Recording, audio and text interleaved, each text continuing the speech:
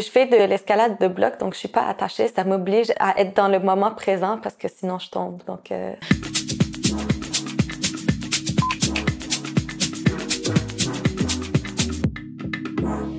Mon nom est Neyla Elzir. Je suis avocate en protection des renseignements, vie privée, cybersécurité chez Gowling. Ce qui m'a donné envie de travailler dans mon domaine de pratique actuel, c'est justement mon cheminement préalable au droit qui était en biochimie et médecine moléculaire, puis d'essayer de concentrer ma pratique actuellement pour faire le pont entre le domaine de la santé puis les renseignements personnels en matière de santé et accompagner les entreprises et les établissements dans le domaine de la santé dans ce cadre-là.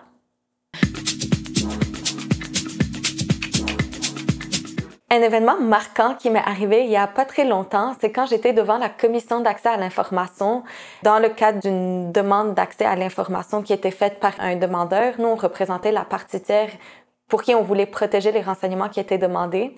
C'est à ce moment-là que j'ai réalisé à quel point la commission avait énormément de chapeaux, non seulement pour fournir des guides aux entreprises, aux organisations pour se conformer avec les lois en vigueur, mais aussi à titre de tribunal.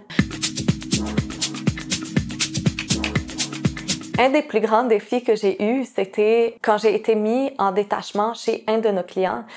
J'ai eu l'occasion d'aider pour sa conformité avec la loi 25 avant que cette loi entre en vigueur, parce que j'avais aussi ma pratique privée et mon détachement chez le client.